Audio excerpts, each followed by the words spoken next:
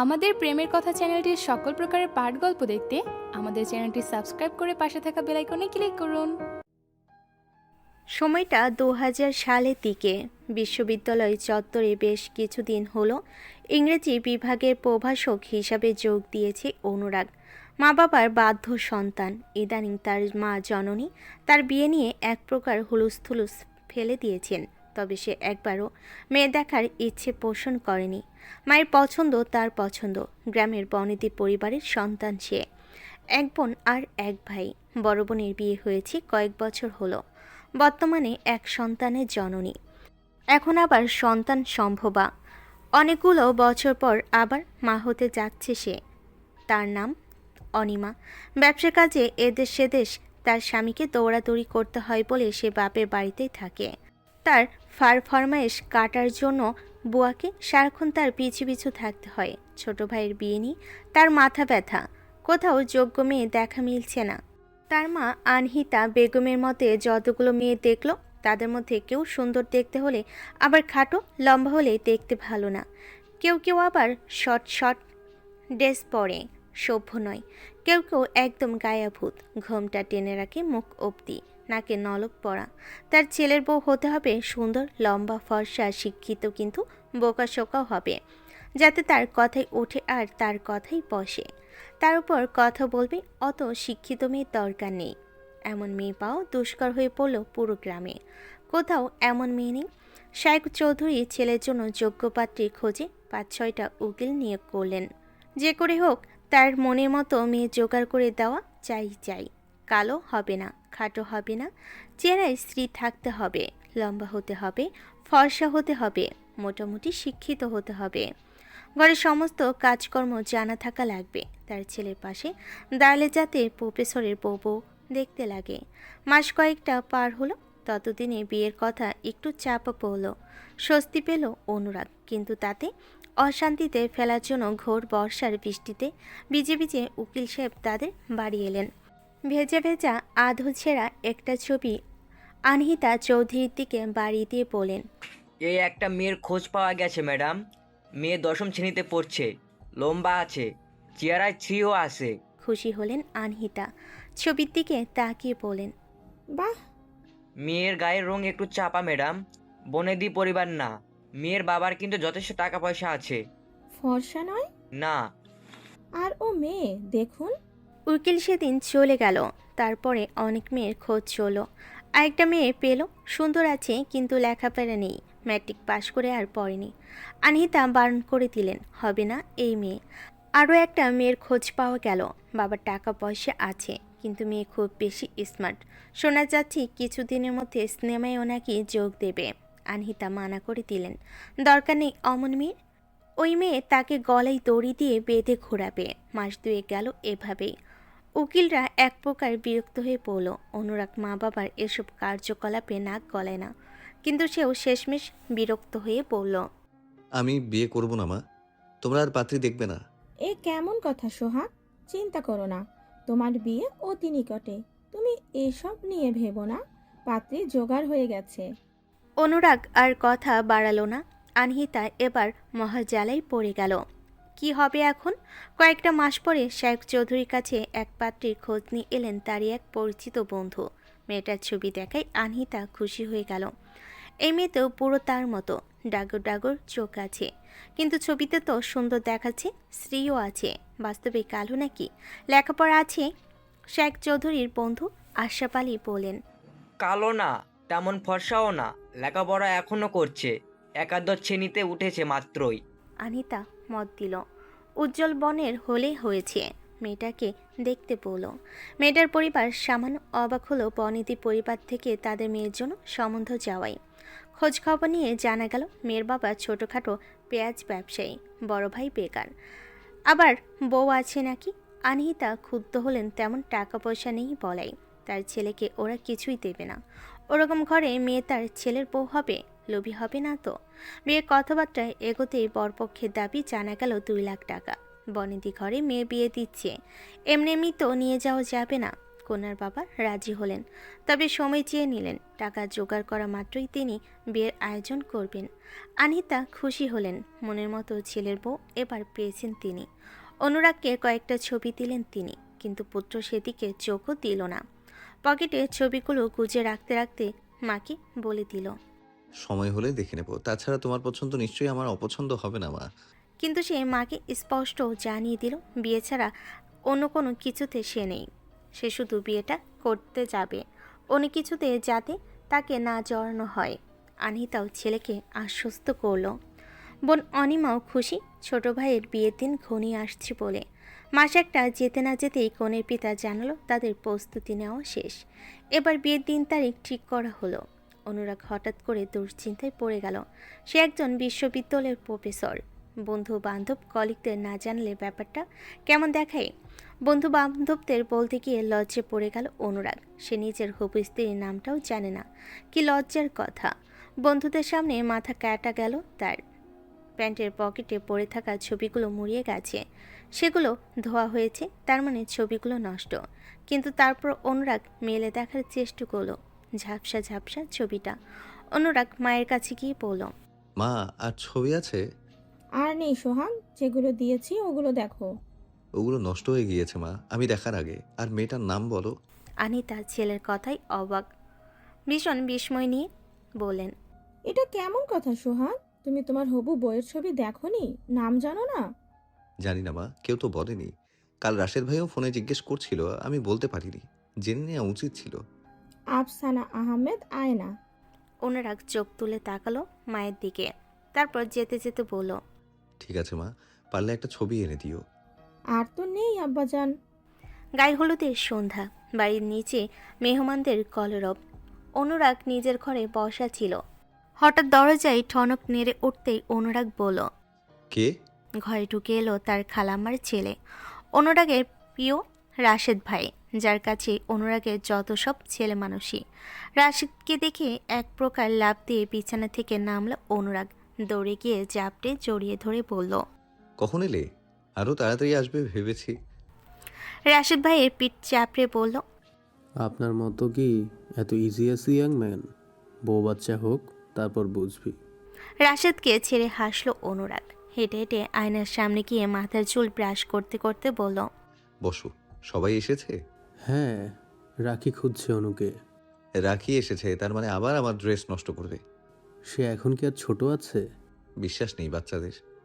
বন্ধুদের বলিসনি? বলেছিলাম কাল। কাল কেন? ভাবিনি বিয়েটা এইভাবে ঠিক হয়ে যাবে। ভেবেছিলাম প্রতিবারের মতো কোনো না কোনো কারণে আটকে যাবে। না, এখন দেখছি করতেই হচ্ছে। তাই বিয়ে করেছিস ভালো কথা, মনে ধরেছে? মানে? মানে আয়না ম্যাডামকে মনে ধরেছে? অনুরাগ মাথা নাড়ল এলোমেলোভাবে, যার তো হ্যাঁ ও না, নাও না। রাশেদ কিছু না বুঝে বলল, কি বলছিস? মুখে বল। মনে ধরবে কেমনে? দেখিনি এখনো। দেখিসনি মানে? না দেখে বিয়ে কিভাবে করবি? কি বলছিস ভাই আমার? ছবি দিয়েছিল মা, দেখা হয়ে ওঠেনি। যাও পরে দেখতে চেয়েছি, দেখলাম সেগুলো ভিজে নষ্ট হয়ে গিয়েছে। কাগজের ছবি। রাশেদ হতাশ হলো ভীষণ। অনুরাগ তার সামনাসামনি বসে বলল, কি হয়েছে? রেগে আছো মনে হচ্ছে। এটা কোনো কাজের কথা অনুরাগ? বিয়ে করছিস তুই, বিয়ে মানে বুঝিস? বিয়ে মানে বন্ধন, একদিনের জন্য না, 2 দিনের জন্যও না, জনম জন্মের বন্ধন। বিয়ে মানে শুধু একটা চুক্তি কিংবা ফর্মালিটি নয়। তোর কথা না হয় বাদ দিলাম, মেয়েটার তো তোকে জানা উচিত ছিল। থাক। কি থাক? দেখে যদি মনে হয় মেয়েটা তোর জন্য ভালো হবে না, কিংবা তোর মেয়েটার ভালো লাগে না। বাদ দাও। মা অনেকগুলো মেয়ে দেখার পর এই মেয়েকে পছন্দ করেছে। নিশ্চয়ই ভালো কিছু দেখেছে। মায়ের পছন্দের উপর আমার ভরসা আছে। তাছাড়া আমার কাছে বাহ্যিক সৌন্দর্যটা ফার্স্ট প্রায়োরিটি না। আমার মতে সেই সুন্দর যার সুন্দর একটা মন আছে। যদিও আজকাল সুন্দর মনের মানুষ খুবই দুর্লভ। চুপ কর, দাঁড়া, আমি ছবি আনছি। তোমার কাছে ছবি? আমার কাছে না, তোর ভাবির কাছে, দাঁড়া। অনুরাগ পায়চারি করলো ঘরময়। তার স্বস্তি লাগতে শুরু করলো যেন। রাশেদ গেল আর এলো। অনুরাগ দাঁড়িয়ে পড়ল। রাশেদ তার সামনে এসে হাসলো। ছবির উল্টো পাশ দেখিয়ে বলল, নে, উল্টিয়ে দেখ তোর বউকে। অনুরাগের হাসপাস লাগলো, লজ্জা লাগলো ভাইয়ের সামনে। ফলস্বরূপ ও হেসে দিল, বলল, রাখো। পরে দেখব। একদম চুপ, আমার সামনে দেখ আর বল কেমন। ভাইয়ের বউ হিসেবে আমার পারফেক্ট লেগেছে। তোমাদের সবার ভালো লেগেছে, এই হয়েছে। আমি পরে দেখব।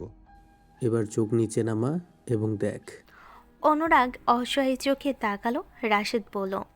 আমার দিকে নয় গাধা, ছবির মানুষটার দিকে তাকা।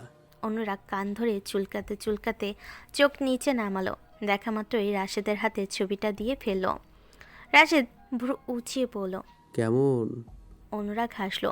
রাশেদের দুষ্টামি বুঝতে পেরে হেসে বলল। সুন্দর। কেমন সুন্দর? অনুরাগ হেসে ফেলে বলল। ভারী সুন্দর। বলতে না বলতে দুজন ফেটে পড়ল অট্ট হাসিতে। জানালা দিয়ে হু হু করে বাতাস ঢুকে পড়ছে আয়নার ঘরের ভেতর। সে দাঁড়িয়েছে জানালার পাশে। সুন্দর করে বেঁধে দেওয়া খোপার ভাঁজ থেকে উটকো চুল বেরিয়ে পড়ছে সেই বাতাসের দাপটে। পরনে কাঁচা হলুদ রঙের শাড়িটার আঁচল দুলছে। হাত বেঁধে দেওয়া গাঁদা ফুল থেকে সুবাস আসছে মৃদু মন্দ। ভাবনার খুব গভীরে পৌঁছে গেল সে।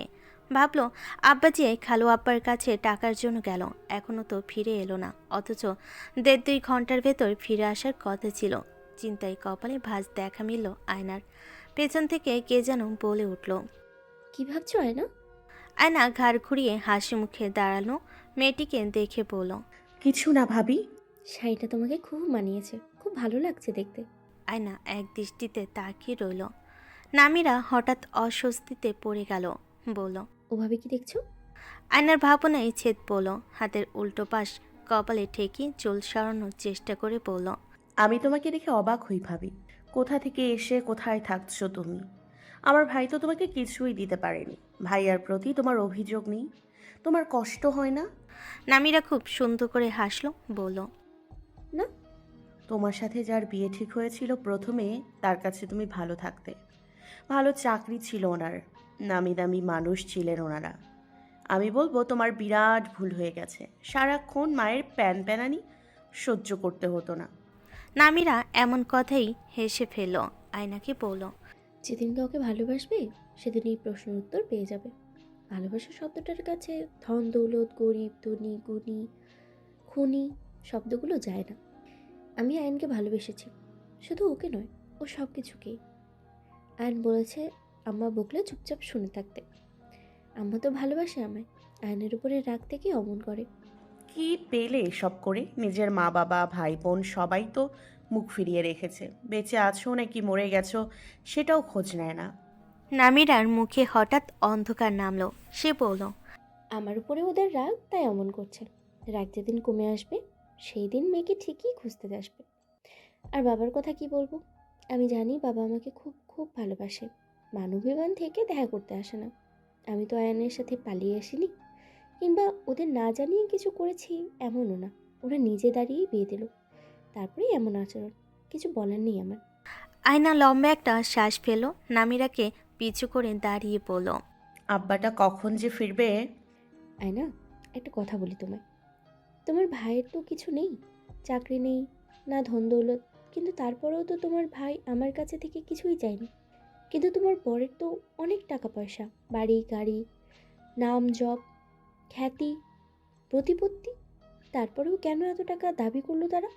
আয়না ফিরল নামিরার সামনে। আনমনা হয়ে বলল। আমি কিচ্ছু জানি না। আমাকে তো কেউ কিছু বলছে না। তুমি কিছু জানো এই ব্যাপারে? কত টাকা লাগবে? না, আয়নময় তেমন কিছু বলেনি, শুধু বলেছে অনেক টাকার দরকার। তোমার গয়নাগুলো আছে কোথায়? হ্যাঁ আছে। তোমার গয়নাগুলো দেখাও তো, চলো। আয়না, বাড়ি ভর্তি মেহমান, আমার ঘরেও বসার জায়গা নেই, কিভাবে দেখাবো? আমার রাগ করবে ওইসব নিয়ে ঘাটাঘাটি করলে। আয়ানো। তার মানে গয়না বিক্রি?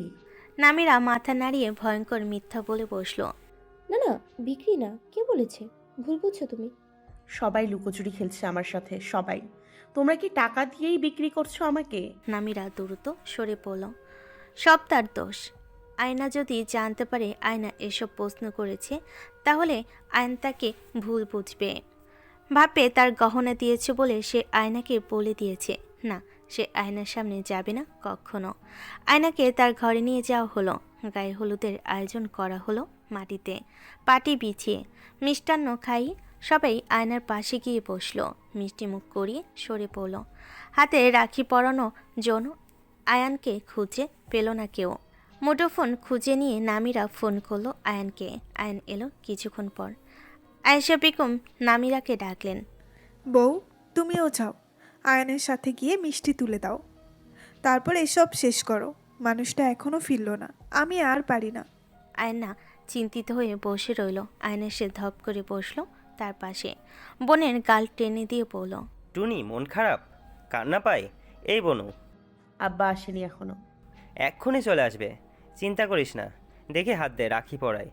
আয়না হাত বাড়ালো। আয়ান বলল, মীরা রাখিটা দাও। নামিরা চকচকে রাখিটা নিয়ে এলো।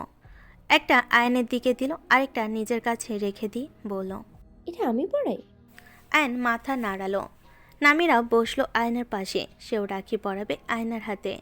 তারও বোন। আয়ন বোনের হাতে রাখি পরাতে পরাতে বলল, আয়রে আই টিয়ে, ছোট্ট পাখির বিয়ে, বর আসবে কাল টোপর মাথায় দিয়ে। ছোট্ট পাখি যাবে শ্বশুর বাড়ি, বর আসবে চলে ঘোড়ার গাড়ি। আয়না আচমকা ডুকরে কেঁদে উঠল। হাতের মুঠি দিয়ে আঘাত করলো ভাইয়ের পিঠে। কেঁদে কেঁদে বলল, সব সময় মজা করে, আমার মন ভালো নেই। মুখটা গোমড়া করে রাখলে হবে? মন ভালো থাকবে? হাসো, কথা বলো, ভালো লাগবে। সব মেয়েদের এমন লাগে এই সময়। একদম ঠিক। বোনের কাল মুছে দিল ভাই। বুকে জড়িয়ে বলল, টুনি তুই ভালো থাকবি, তোর বর খুব ভালো। আমার বরের মতো? আয়ন তাকালো তার দিকে, তারপর হেসে বলল, না, টুনির বর আরও ভালো, টুনিকে খুব ভালো রাখবে। নামিরা মনে মনে রাগ করে বসলো। তার বর বেশি ভালো, খুব ভালো, তাকে ভালো রাখে, ভালোবাসে। বিয়ের দিন ঘনিয়ে এলো। সকাল সকাল ঘুম ঘুমো চোখে গায়ে হলুদের শাড়ি পরে আয়না মায়ের কাছে গিয়ে জিজ্ঞেস করলো, আম্মা, আব্বা আসেনি রাতে? না। খালু আব্বা কত টাকা দেবে বলেছে আম্মা? সব তো জানা লাগবে কেন? জেনে কি করবি তুই? এই বিয়ে করব না আমি। আয়েশা বেগম তেরে এসে ঠাস করে চর বসালেন। নামিরা দৌড়ে এসে এমন দৃশ্য দেখে দৌড়ে এলো। আয়নাকে সরিয়ে বলল, আম্মা কি করছেন? আয়না গালে হাত দিয়ে চুপ করে থাকলো। আয়েশা বেগম বলেন, একদম আমাকে প্রশ্ন করবে না। কি বলেছে ও শুনতে পাওনি? বিয়ে করবে না মানে কি? তার জন্য কতবার বিয়ে ভেঙেছে তার হিসাব আছে। এইবার দিতে পারছি, তাও ভালো পাত্রে। তাতেও তার আপত্তি। শুরু থেকেই বিয়ে করবে না লাগিয়েছে। তার সমবয়সী কেউ আছে এই পাড়ায়? সবাই সে কখন বিয়ে হয়ে গেল, আমারটার বিয়ে হয়নি শুধু। আয়না চুপটি করে দাঁড়িয়ে রইল। আয়েশা বেগম বলেন, তুমি নিজেকে দেখো বউ, তোমার কি অবস্থা? ভালো ছেলের হাতে না পড়লে গরিবের ছেলের হাতে। খাওয়াতে পারলে পড়াতে পারে না, পড়াতে পারলে আর 10টা দিতে পারে না। তুমি নিজেকে দেখো ভালো করে, তোমাকে এই ফ্যাকাশে শাড়িতে মানায়? টাকা মানুষকে ভালো রাখে, এটা আমি বিশ্বাস করি না আম্মা। রাখে, টাকাতেই সুখ। তোমরা যাও তো যাও, আমার সামনে থেকে দুজনই দূর হও। এর মুখ দিয়ে যদি বিয়ে করব না শব্দটা আর শুনি, খোদার কসম আমি জীবন্ত কবর দেব। ওই মানুষটা দু চোখে ঘুম নেই কতদিন, ভালো করে দুটো খেয়ে শান্তিতে ঘুমালো কখন মনে নেই আমার। আর এ আছে বিয়ে করবে না। বাপের সুখটা কোথায় দেখিস না মুখ পুরি? আর একজন তো আছে টাকা কামাই না, পয়সা কামাই না, বিয়ে করে বসে আছে। পরের মেয়ের দুর্দশা আমি দেখতে পারি না দু চোখে, আমার মাথা যন্ত্রণা ধরে। আম্মা শান্ত হন, সব সব ভালো ভালোই হবে, আব্বা চলে আসবে। আয়না চলে গেল। নামিরা তার পিছু পিছু গেল। আয়নার কয়েকজন মামাতো বোন বইয়ের সাজালো তাকে।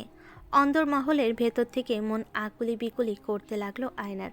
আব্বা কি এখনো আসেনি? সে কতক্ষণ দেখে না আব্বাকে। না আসলে তো বিয়ে হবে না।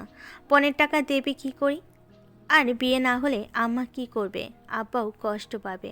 এতগুলো লোকের সামনে ভাইয়ের মাথা কাটা যাবে, আব্বার অপমান হবে, তাদের দুর্নাম হবে পাড়ায়। ভাবির বাপের বাড়ির লোকজন শুনলে কি ভাববে? বরপক্ষের আগমন ঘটল প্রায় দুপুর 2টো নাগাদ। বাড়ির প্যান্ডেলের ভেতর লোকজনে খাওয়া দাওয়া চলছে। এখনও বাড়ি ফেরেননি আজহার সাহেব। আয়ন এবার আর বসে থাকলো না, বাবার খোঁজে বের হলো। খালাম্মা মারা গেছে গত বছর, খালো আব্বাও অসুস্থ। ওখানে মুঠোফোনের মাধ্যমে খবর আসলো আজহার আহমেদ টাকা নিয়ে বের হয়েছে কাল রাত 10টার দিকে। আয়নের বুক কাঁপলো। তাহলে আব্বা এখনও ফেরেনি কেন? সে বোন আর মাকে জানালো না এই ব্যাপারে। গহনা বন্ধকের টাকাটা এসেছে শুধু, বাকি টাকাটা আব্বার হাতে।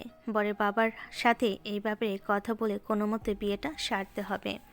আবার খোঁজ পেলেও টাকাগুলো দিয়ে ফেলতে পারবে, কিন্তু শায়েক চৌধুরী একথা শুনে মানলেন না।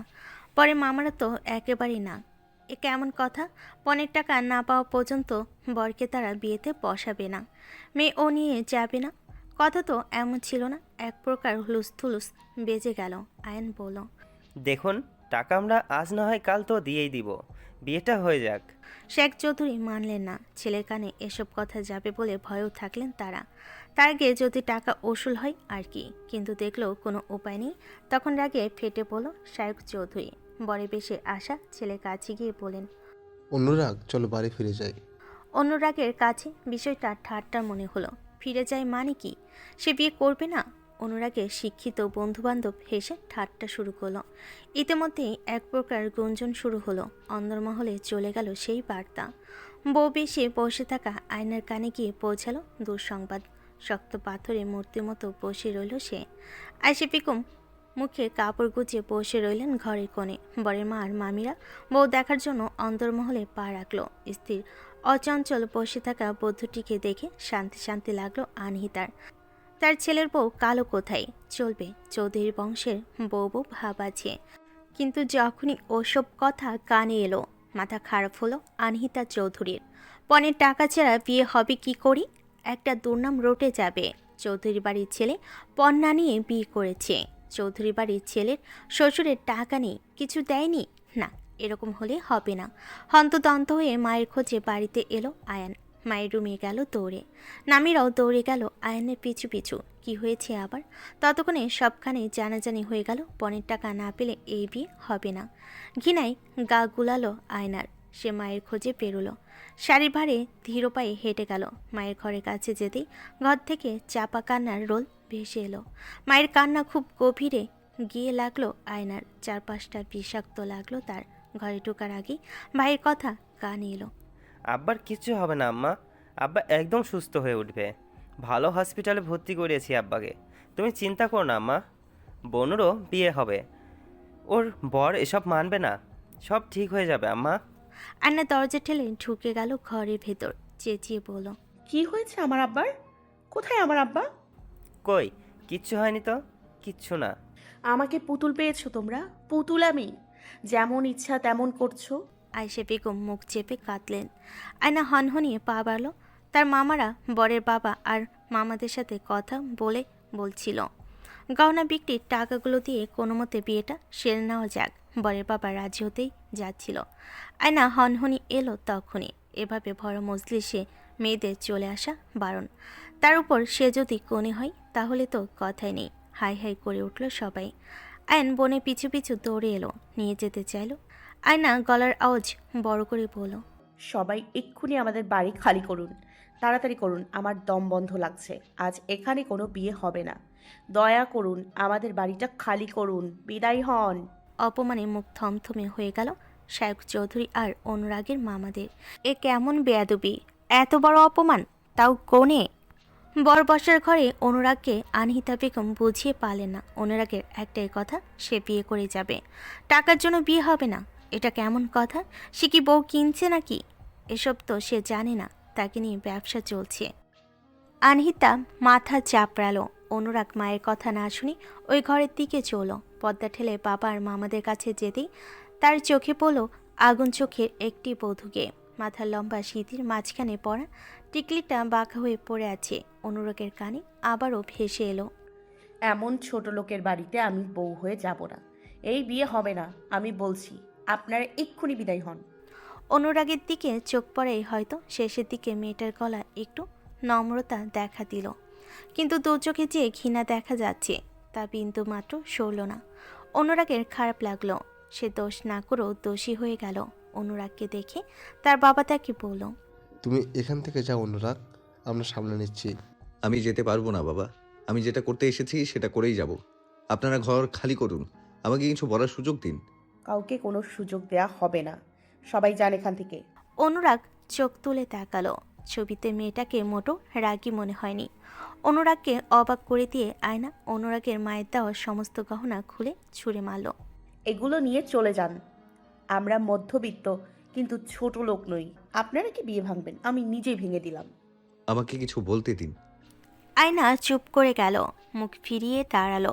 শায়েক চৌধুরী ভাবলেন, এই মেয়ে এতটা বেয়াদব, এতটা এতটা অপমান করলো তাদের, সে এর শেষ দিকে ছাড়বে।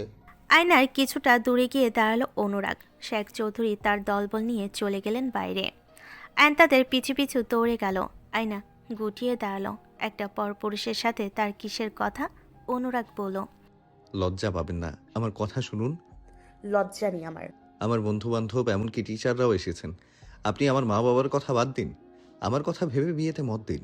আমি ওসব জানতাম না, ওসব আমার অগোচরে হয়েছে, বুঝার চেষ্টা করুন। হবে না। আমার আব্বার কি অবস্থা জানি না। এমন তো অবস্থায় আমার পক্ষে বিয়ের পিঁড়িতে বসা সম্ভব না। আপনি কি আমাকে ফিরিয়ে দিচ্ছেন? হ্যাঁ, আমার দোষটা? আমি কিচ্ছু বলতে চাই না। আমাকে জোর করবেন না। এখান থেকে আপনার পরিবার নিয়ে দয়া করে চলে যান। কিন্তু আমি তো। কি আমি তো যেতে বলেছি যান, না হলে। না হলে? আয়না গটগট পায়ে হেঁটে চলে গেল। অনুরাগ সেদিকে তাকিয়ে থাকলো। তারপর বের হয়ে গেল সেই বাড়ি থেকে। আনহিতা ছেলে পিছু পিছু দৌড়ে যেতে যেতে ডাকলো, সোহাগ কই যাও, দাঁড়াও। অনুরাগ দাঁড়ালো না। রাগ নিজের উপর লাগছে তার। সে কেন কোনো কিছু না জেনে না শুনে বিয়ে করতে এলো? টাকা দিয়ে কেন? তার জন্য বউ কিনতে হবে। সে পণ করলো বিয়ে যদি করতে হয় সে একটা কানা করিও না নিয়ে বিয়ে করবে। গাড়ি অ্যাক্সিডেন্টে মারাত্মকভাবে আহত হলো আজহার সাহেব। আয়েশা বেগম সেই শুনেছেন আর ওঠার নাম গন্ধ নেই। তিনি পুরোপুরি ভেঙে পড়েছেন। সব কেমন যেন এক মুহূর্তে শেষ হয়ে গেল। অ্যান্ড আজহার সাহেবের কাছে তিনি মাথায় বেশি আঘাত পেয়েছেন, বাঁচে মরে এমন অবস্থা। টাকাগুলো ফেরার সময় অ্যাক্সিডেন্ট হয়েছে, এখন ওনার চিকিৎসার খরচেও টাকাগুলো হবে না। এমন অবস্থায় তিনি যদি জানতে পারেন তার মেয়ের বিয়ে ভেঙেছে, তাহলে কি হবে? প্রতিক্রিয়া হবে ওনার। নামিরার সাহায্যে আয়না বাবার কাছে গেল। হসপিটালের বেডে নিতর হয়ে পড়ে থাকা আজহার সাহেবকে দেখে ডুকরে কেঁদে উঠল সে। বাবার কাছে গিয়ে বলল, আব্বা, তোমার এই দশা আমার জন্য হয়েছে, আমি দোষী আব্বা। যা হয় সব ভালোর জন্য হয়, আনা কাঁদিস না। আব্বাকে এভাবে আমি দেখতে পারছি না। সব ওই লোকগুলোর কারণে হয়েছে। আব্বার কিছু হলে আমি ছাড়বো না ওই লোকগুলোকে। শান্ত হ, দেখ আব্বা যখন জ্ঞান ফিরবে তখন কি জবাব দেব আমি? আব্বা খুব কষ্ট পাবে। চিন্তা করো না আয়ান, বিয়েটা হয়তো ভালোর জন্যই ভেঙেছে। বরের মাকে আমার একটুও ভালো লাগেনি, কেমন যেন অহংকারী মনে হলো। আমি জানি না কি হবে, বিয়েটা হয়ে যেত আব্বা খুশি হতো। তাই নাকি? ওই টাকা পাগল অমানুষগুলোর কাছে ভালো থাকতাম আমি? আমার ভালো চাও না, শুধু তাড়িয়ে দিতে চাও? আয়না, তুমি ভুল বুঝছো তোমার ভাইকে। রাগ করছিস কেন? আমি, বাবা মা, আমরা সবাই তো তোকে ভালো রাখার জন্যই এসব করছি, যাতে তুই ভালো থাকিস। আর আমরা কি এমনি এমনি তোকে ওই ছেলের কাছে বিয়ে দিচ্ছি নাকি? ছেলে ভালো তাই দিচ্ছিলাম, শিক্ষিত ছেলে। হ্যাঁ, শিক্ষিত ছেলে, এতটাই শিক্ষিত, এতটাই জ্ঞানী যে নিজের বিয়ের খোঁজ খবরও নিজের কাছে থাকে না। বোকা শোকা পুরুষ মানুষ দেখলেই আমার বিরক্ত লাগে। আচ্ছা ঠিক আছে, যা, তোর বিয়ের নামও আর নেব না। ভাবির গহনা ভাবিকে ফিরিয়ে দাও। আমার আব্বার চিকিৎসা খরচ যেগুলো খালু আব্বার কাছ থেকে এনেছে সেগুলো দিয়ে চলে যাবে। আয়ান নামিরার দিকে তাকালো। নামিরা চোখে আশ্বস্ত করলো আয়ানকে, সাহস জুগালো। আয়ান বোনের মাথায় হাত দিয়ে বলল, ঠিক আছে, তুই যা বলবি তাই হবে। চৌধুরী বাড়িতে কোলাহল থামার নাম নেই। শেখ চৌধুরী চিৎকার চেঁচামেচিতে বিরক্ত হলেন তার বৃদ্ধ বয়স্কা মা শায়লা চৌধুরী। তিনি নাতবউ দেখার জন্য বসেছিলেন, কিন্তু স্বয়ং কোণে বিয়ে ভেঙে দিয়েছে শুনে তিনি নিজের কানকেও বিশ্বাস করতে পারছেন না। এমন কথা তিনি কখনো শুনেছেন বলে মনে পড়ছে না। তার নাতিকে ফিরিয়ে দেওয়ার মতো সাহস পেল মেয়েটা কোথায়? এত বড় স্পর্ধা! অনিমাও এক প্রকার রাগ জ্বালো বাবার উপর। বিয়েটা হয়ে যেত কি হতো? তারা তো টাকা দেবে না বলেনি, অন্তত মেয়েটার তেজ কমানোর একটা সুযোগ থাকতো। বউ করে এনে দাসী করে রাখলে বুঝতো চৌধুরীদের সাথে বেয়াদবি পরিমাণ কি হতে পারে। আস্ত একটা বেয়াদব মেয়ে কিনা আমার ভাইয়ের বউ হতো। তোমরা এই মেয়েকে কি দেখে বউ করে আনতে চেয়েছ? কি আছে সেই মেয়ের? এত দাপটের সাথে কথা বলে কোন সাহসে? অনুরাগ সোফায় বসে আছে হেলান দিয়ে। সবার কথা সে চুপটি করে শুনে আছে। কি বলা উচিত তার সেই বুঝে উঠতে পারছে না। তবে তাকে ফিরিয়ে দেওয়ার জন্য মেয়েটাকে পোহাতে হবে। সে দেখে নেবে কোথায় মেয়েটার বিয়ে হয়, কার সাথে হয়। সে সোজা দাঁড়িয়ে পড়ল, তারপর হেঁটে নিজের ঘরে গেল। শেখ চৌধুরীর ছেলেকে উদ্দেশ্য করে বলেন, এই ছেলে আমার ভাবতে অবাক লাগছে। বিয়ে করবেই মানেটা কি? কতগুলো মানুষের সামনে আমাকে অসম্মানী করলো। লেখাপড়া শিখিয়েছে কি আমার মুখের উপরে কথা বলার জন্য, আমার বিপক্ষে কথা বলার জন্য, আমাকে অসম্মানিত করার জন্য? কেন এত শিক্ষিত করেছি? ওকে কেন বকছেন? ওর কোনো দোষ নেই। তাই নাকি? দোষ নেই? তোমার ছেলে যে ওই মেয়েটাকে বিয়ে করবে বলে জেদ ধরেছিল, তখন কিছু বলনি কেন? ভাগ্যিস মেয়েটা ফিরিয়ে দিয়েছে, না হলে তো এই বাড়ির বউ হয়েই আসতো মেয়েটা। আরে নিজের ছেলেকেও চেনেন না? ও তো এই মেয়েকে টাইট করার জন্য বিয়ে করতে চেয়েছিল, যাতে এখানে এনে বুঝিয়ে দিতে পারে চৌধুরীদের সাথে বেয়াদবির ফল কি হতে পারে।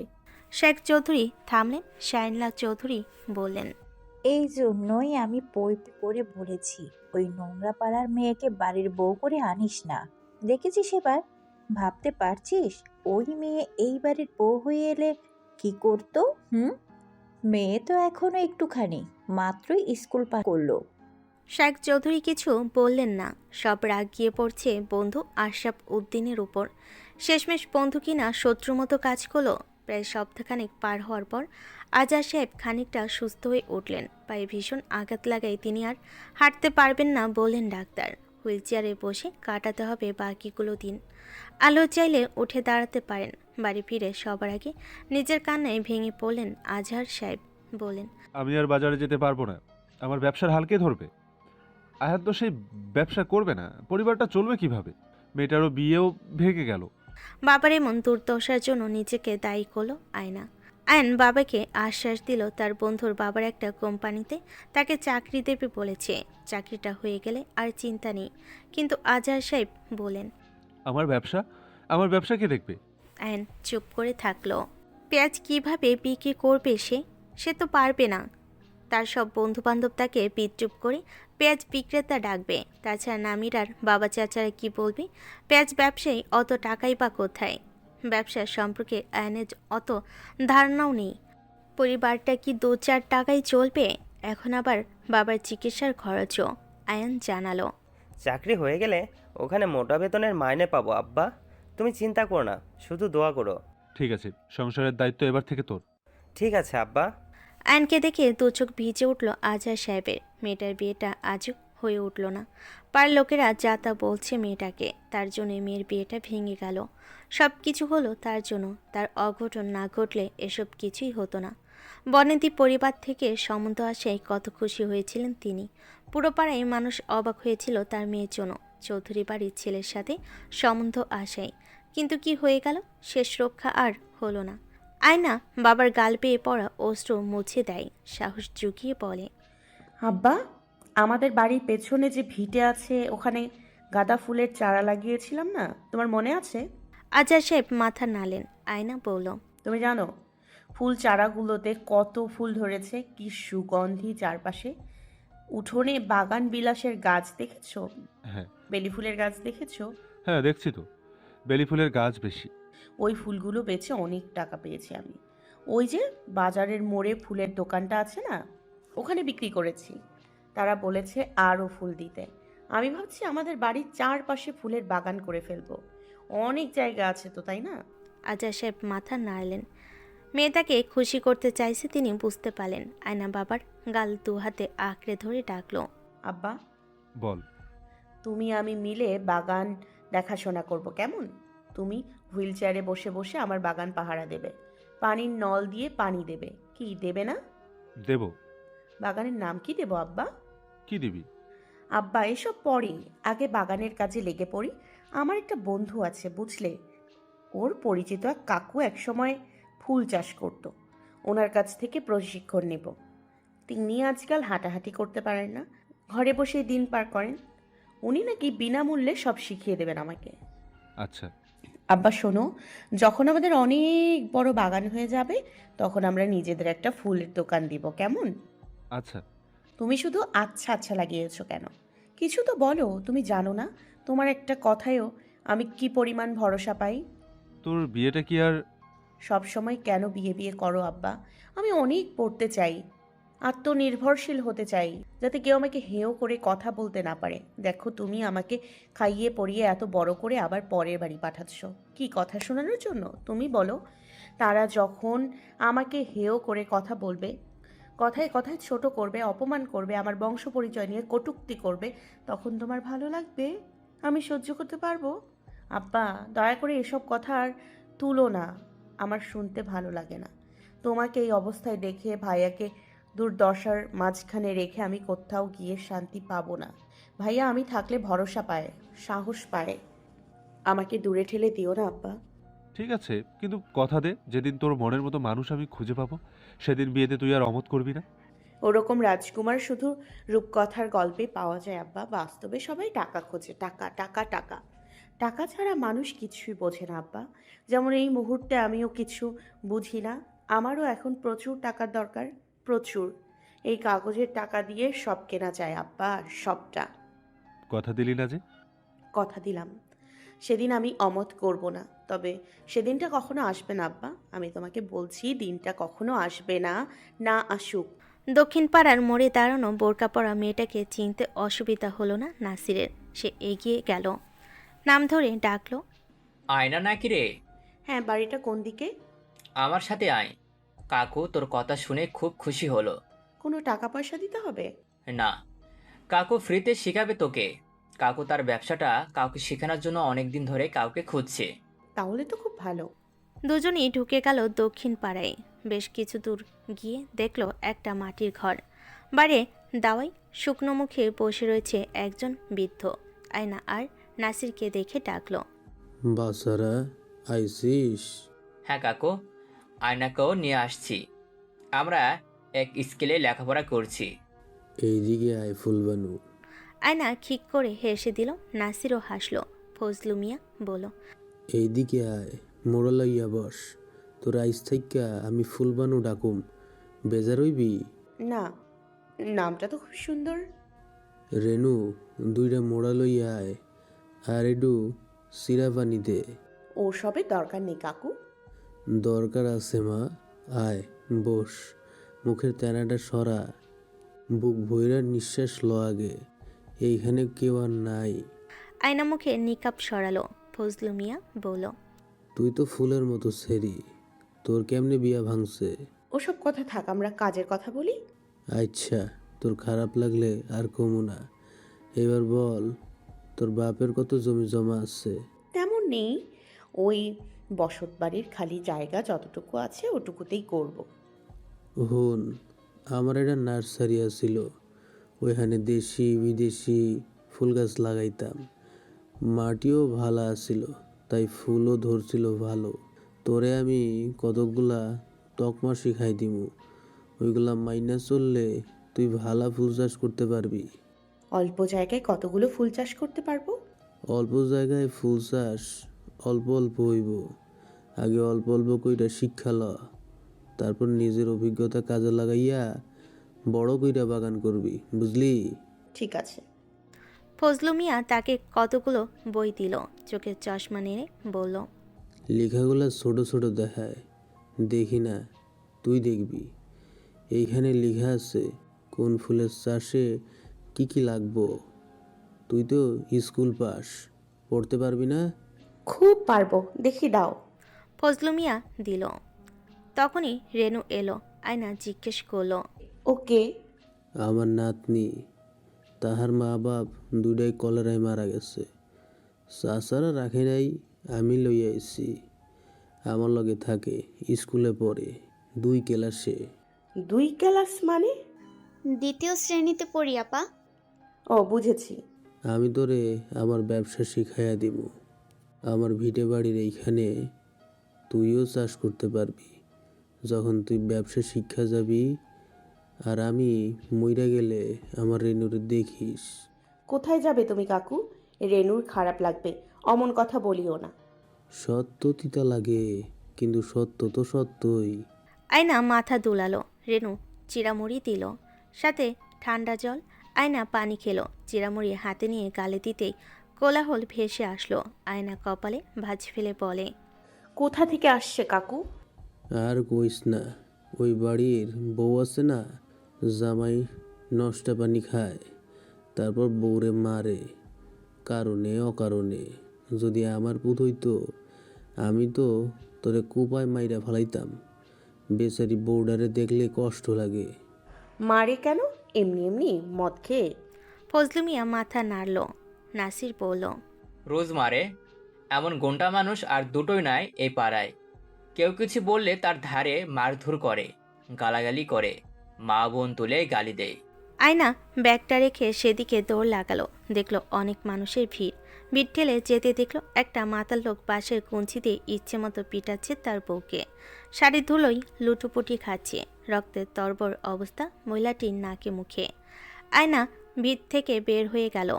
এদিক সেদিক দৌড়ে খুঁজে নিল একটি ছোট সাইজের ইট। তারপর ভিড়ের মাঝে ঢুকে ছুঁড়ে মারল সেটি। তার আশেপাশের কয়েকজন দেখল তাকে। আয়না আঙ্গুল দিয়ে ইশা করে চুপ থাকতে বলল। লোকটি ততক্ষণে মাথার পেছনে হাত দিয়ে মাটিতে লুটিয়ে পড়েছে, বিচ্ছিরি গালাগালি করছে। আয়না দৌড়ে গিয়ে মহিলাটিকে ধরল, পানি খাওয়ালো।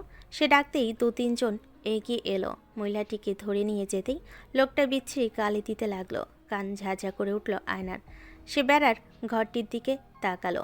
বাইরে বসানো নিভে আসা মাটির চুলা থেকে আগুন জ্বলজ্বল করা মোটা লাকড়িটা হাতে নিয়ে লাগিয়ে দিল লোকটার হাতে।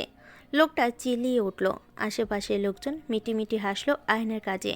কেউ কেউ চরম অবাক। নাসি গিয়ে বলল, হাই হাই, কি করছিস? এদের এসব শাস্তিগুলো খুব কম পড়ে যাচ্ছে।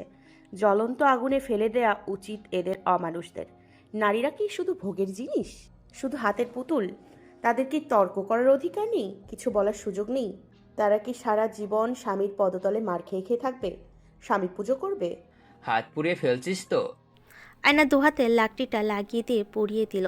তারপর পায়ের তলায় দিল। লোকটা গড়াগড়ি খেতে লাগলো, চিৎকার করতে লাগলো। আয়না তারপর মহিলাটির কাছে চলে গেল, বলল, মার খেতে জানেন, দিতে জানেন না?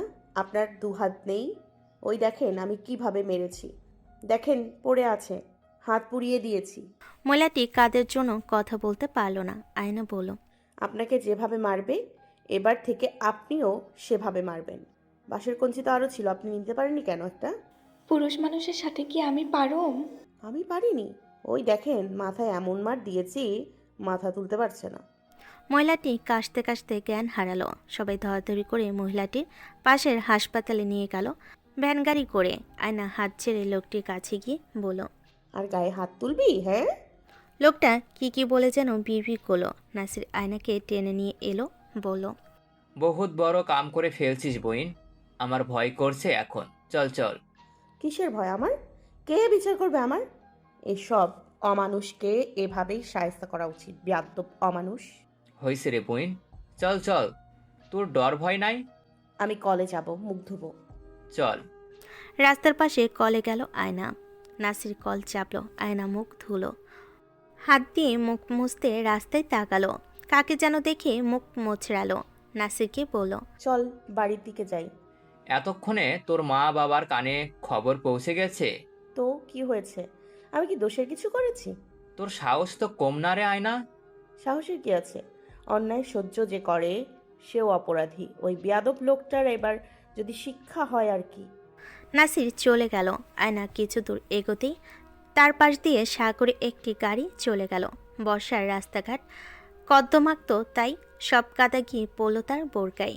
কোনো প্রতিক্রিয়া দেখা গেল না আয়নার মধ্যে। গাড়িটা থামলো কিছু দূরে। আয়না হেঁটে সেই গাড়ি অবধি পৌঁছাতে ডাক এলো। শুনুন। আয়না ফিরল না, থেমে গেল, বলল, বলুন। এভাবে রাস্তায় কথা বলার মানানসই না। আপনি কি ওখানে মারপিট করছিলেন? কোনো জবাব দিল না আয়না। আজব চৌধুরী বাড়ির ছেলে এই রাস্তা দিয়ে চলাফেরা করতে শুরু করেছে কখন থেকে? আয়না বলল, হ্যাঁ মারপিট করছিলাম। আপনি দেখেছেন নাকি? জি দেখেছি। এত পুচকি একটা মেয়ের সাহস দেখে নিজেও সাহস পেলাম। হাসলো আয়না। মুখ বাঁধা থাকাই দেখল না অনুরাগ, তবে বলল, আপনাকে চেনা চেনা লাগছে। কে জানে? আপনি কি আয়নামতি? রেগে গেল আয়না। মানেটা কি? আয়নামতি আবার কেমন নাম? তাকে কি ব্যঙ্গ করে ডাকলো? আয়না কাট কাট গলায় বলল, আমার নাম সুন্দর করে ডাকবেন। উফ, আমি এত ব্রিলিয়ান্ট কখন থেকে হয়ে গেলাম, আপনাকে চিনেই ফেললাম। বাহ, আপনি তো খুবই ডেঞ্জারাস। আপনি বেঁচে গিয়েছেন তাই আরও খুশি লাগছে না? না হলে আপনার দশাও ওই লোকটার মতোই হতো। একদম না। আমি বউ পেটানোর মতো মানসিকতা পুষি না। সো বউয়ের হাতে মার খাওয়ার প্রশ্নই আসে না। তাই নাকি?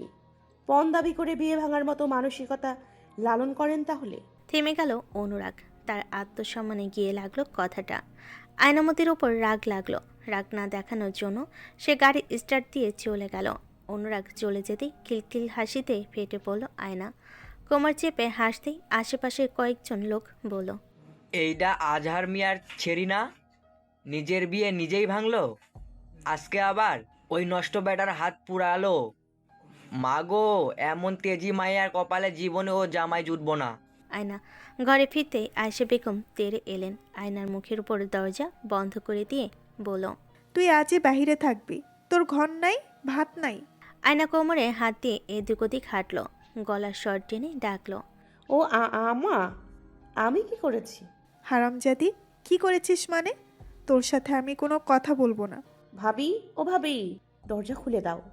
নামিরা দৌড়ে এসে থমকে দাঁড়ালো আয়েশা বেগমকে দেখে। আয়েশা বেগম চুপটি করে দাঁড়িয়ে রইলেন। নামিরা কাঁপা কাঁপা হাতে দরজা খুলল। আয়না ঢুকে পড়ল। নামিরা পেছনে গিয়ে দাঁড়িয়ে বলল, ও আম্মা, এভাবে তাকাও কেন? তুই কি জামাই ছাড়া থাকবি? তুই যা যা করছিস, তোরে বিয়ে করবে কে? কে করবে?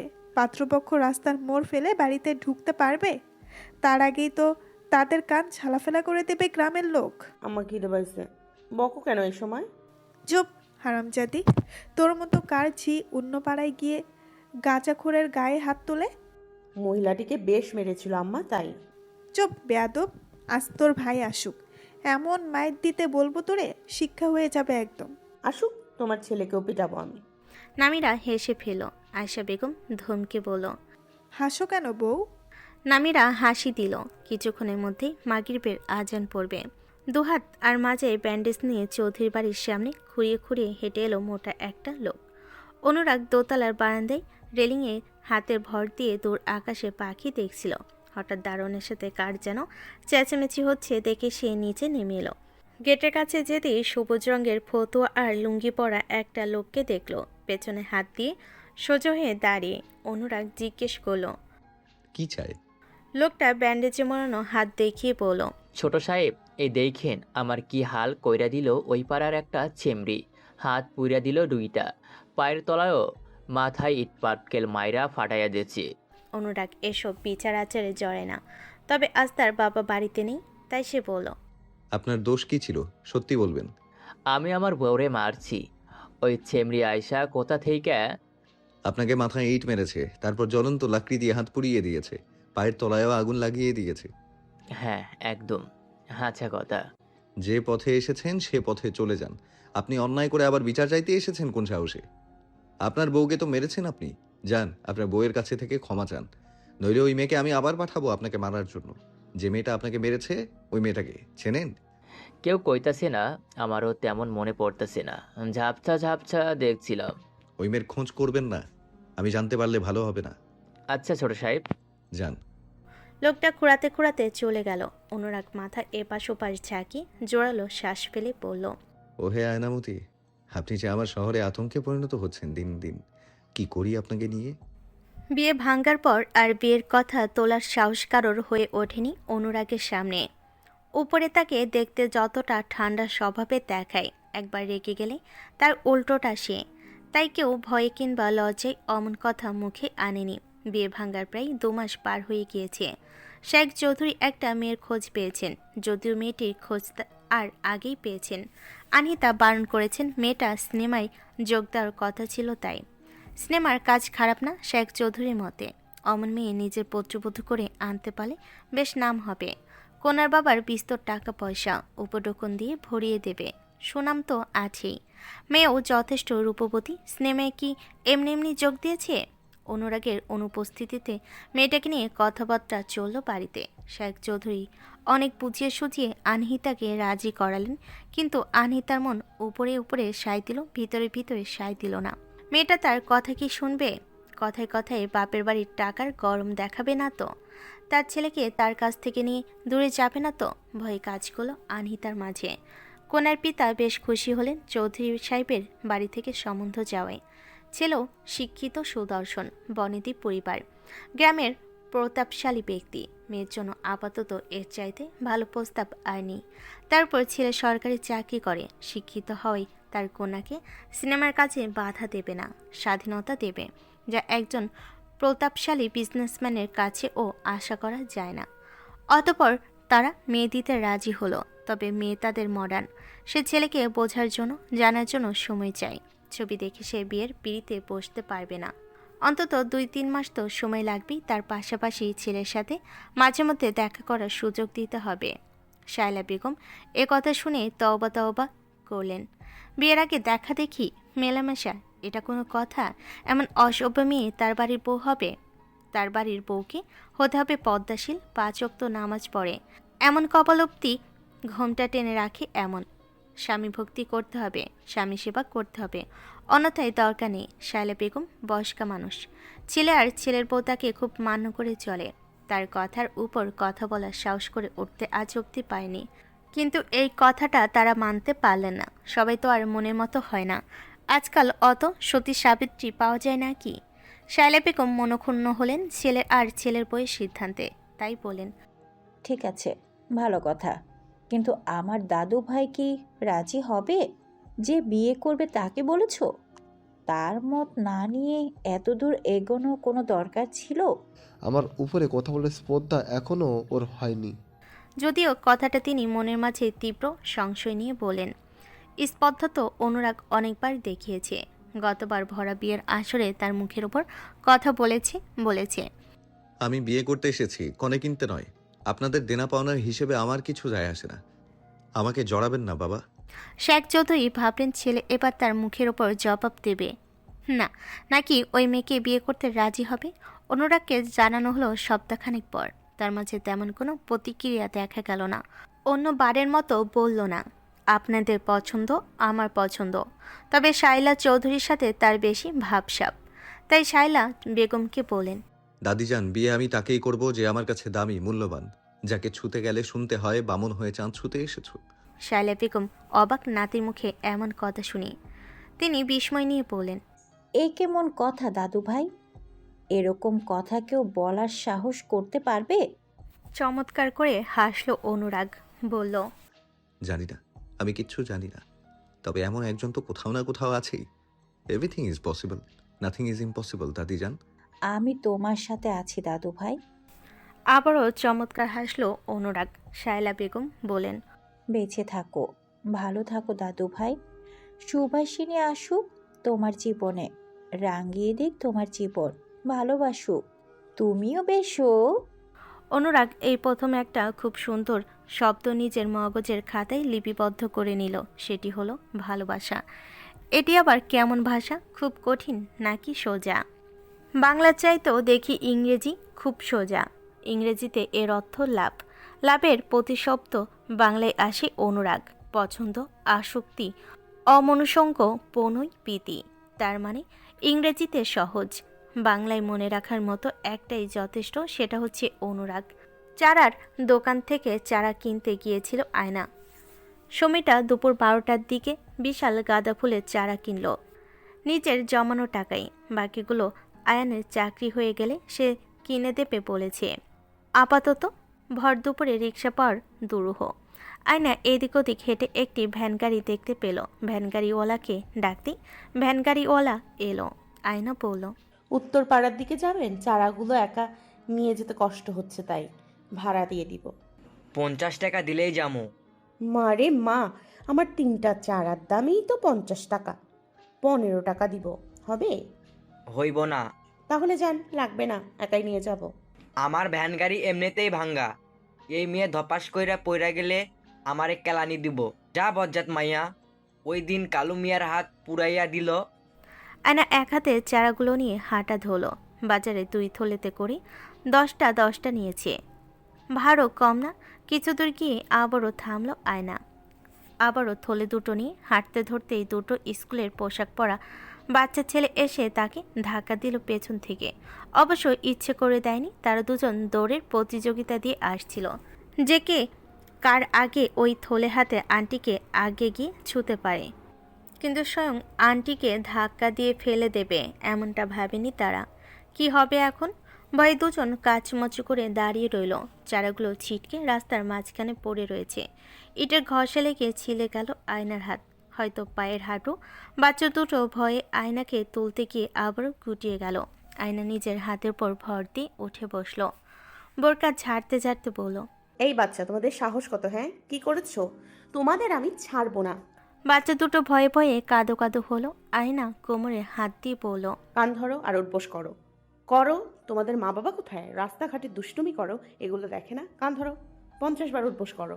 বাচ্চা দুটো কান ধরল, বলল, আন্টি শুধু 20 বার, কেমন? না, 50 বার করো করো। বাচ্চা দুটো উঠবস করতে লাগলো। আয়না কোমরে হাত দিয়ে চেয়ে রইল। তাতে পাশ দিয়ে একটা গাড়ি শাক করে চলে গেল। আয়না গাড়িটাকে উদ্দেশ্য করে বলল, এই বড় লোকের বাচ্চা, এটা কি করে দিলেন? হ্যাঁ, এই ড্রাইভার, আল্লাহ, এখন কি হবে আমার চারা? আয়নার আগে ফোঁস করতে লাগলো। বাচ্চা দুটো উঠবস করা থামিয়ে দিয়ে গাড়িটার দিকে চেয়ে হেসে দিল। গাড়ির ড্রাইভার আয়না চেঁচামেচি শুনে গাড়ি থামিয়ে দিল। গাড়ি থেকে নেমে আসলো। আয়না ভদ্রলোককে দেখে খানিকক্ষণের জন্য চুপসে গেল। অনুরাগ তার ভাগিনাকে ডাকলো হাত নেড়ে, বলল, অমি, উঠবস করছিলে কেন? মামা, আমরা কম্পিটিশন করছিলাম কে আগে দৌড়ে এসে রাগী আন্টিকে ছুঁতে পারে, কিন্তু আমাদের ধাক্কায় রাগী আন্টি পড়ে গেল। এই রাগী আন্টি প্যানিশমেন্ট দিচ্ছে। অনুরাগ ভুরু কুঁচকে আয়নার দিকে তাকালো। আয়না নাক মুখ ফুলিয়ে বলল, আমার চারা। আয়না দুঃখী দুঃখী মুখখানা দেখে অনুরাগের প্রচণ্ড হাসি পেল। হাসতে হাসতে গড়াগড়ি খেতে ইচ্ছে হলো। আয়নামতির আবার মনও খারাপ হয়। আয়না রাস্তায় পড়ে থাকা চারাগুলো তুলে নিল, আবার রেখে দিল। দেখলো পুরো পিষে গিয়েছে। প্রচণ্ড মন খারাপে মেজাজ বিগড়ে গেল তার। নিজেকে শান্ত করে হাঁটা ধরতে অনুরাগ ডাকলো, শুনুন। আয়না দাঁড়ালো, তবে পিছু ফিরল না। অনুরাগ বলল, আমি ইচ্ছে করে করিনি, চারাগুলো সরিয়ে নেওয়ার দরকার ছিল, দুঃখিত আমি। আয়না কথা বলল না। নিজের উপর রাগ হতে লাগছে তার। চোখ দিয়ে কেন হুটহাট জল আসে না? অন্তত কেঁদে কেটে রাগ কমানো যেত। জল বেরোনোর বদলে আগুন বের হচ্ছে যেন। অনুরাগ তার কিছুটা পিছু গিয়ে দাঁড়িয়ে বলল, দুঃখিত বলেছি আমি। আয়না গটগট পায়ে হাঁটা ধরল, একবারও পিছু ফিরে তাকালো না। অনুরাগ হতাশ হয়ে তার চলে যাওয়া দেখল। রাস্তায় পড়ে থাকা চারাগুলো তুলে নিল হাতে, ভালো করে দেখে একটা নিয়ে বলল, এইটা তো ঠিক আছে, বাগানে লাগানো যেতে পারে। মামা, রাগী আন্টি তো আমার মামিমা হতো, তাই না? পাকনামি রাখো, দুজন গাড়িতে উঠে বসো, আর কখনো একা একা রাস্তায় হেঁটে আসবে না, মনে থাকবে। অমি মাথা তুলালো, তার বন্ধুকে বলল, তানিম, তোমাকে তোমার বাড়ির সামনে মামা নামিয়ে দিবে, আসো। অনুরাগ দুজনকে গাড়িতে বসিয়ে দিয়ে গাড়ি ছাড়লো। অমি বলল, মামা, রাগী আন্টি তোমার সাথে কথা বললো না কেন? অনুরাগ গাড়ি চালানোতে মনোযোগ দিয়ে বলল, রাগী আন্টি দামি মানুষ, তাই। আয়ান বাড়ি ফিরল দুপুর 2টার দিকে। বন্ধুর বাবার যে কোম্পানিতে তাকে চাকরি দেওয়ার কথা ছিল, সেই কোম্পানিতে নামিরার বাবার শেয়ার আছে। ওখানে চেয়ারম্যান পদে নামিরার ছোট চাচা আছেন। অতএব আয়ান সেখানে চাকরি করতে পারবে না। প্রচণ্ড হতাশ হয়ে বাড়ি ফিরল আয়ান। নামিরা তাকে দেখে কল থেকে ঠান্ডা জল এনে বাতাবি লেবুর শরবত করে দিল, বলল, চাকরি হয়ে গেছে? না। ওখানে চাচ্চু আছে, তাই না? তুমি জানতে? হ্যাঁ, থাক, বাদ দাও। বিশ্ববিদ্যালয়ের পাশে একটা ছাপাখানা দাও। ছাপাখানার অনেক সংকট সেখানে, অনেক ভালো চলবে। তুমি তো ছাপাখানার কাজ পড়ো। হ্যাঁ। বুদ্ধিটা ভালো না? হ্যাঁ, আমি তো ভেবে দেখিনি। আমি আজ কলেজ থেকে ফেরার সময় বিষয়টা ভেবে দেখেছি, তুমি পারবে। ভেবে দেখেছি। টুনি কোথায়? তার আওয়াজ শুনি না কেন? চারা কিনতে গেল, ফিরে এলে খালি হাতে। আব্বা অনেক জিজ্ঞেস করলাম কি হয়েছে, কিচ্ছু বলছে না, থম মেরে বসে আছে। আয়ন গেল, আয়নাকে ডাকলো, টুনি, তোকে আমি চারা কিনে দেব বলেছি না? মন খারাপ করিস কেন? এই টুনি। আয়না থম মেরে বসে রইল। আয়না এসে বসলো তার পাশে, বোনের মাথা ঝাঁকিয়ে বলল, টুনি, মন খারাপ কেন? কোথায় মন খারাপ, এমনি বসে আছি, ভাল লাগে না কিছু। চারা আমি কিনে দেবো, ছাপাখানা দেবো একটা। ছাপাখানা দিতে গেলেও তো টাকা দরকার। মীরার গয়নাগুলো বন্দুক রেখে সরঞ্জাম কিনবো। শুধু গয়না গয়না, আর কোনো কথা নেই।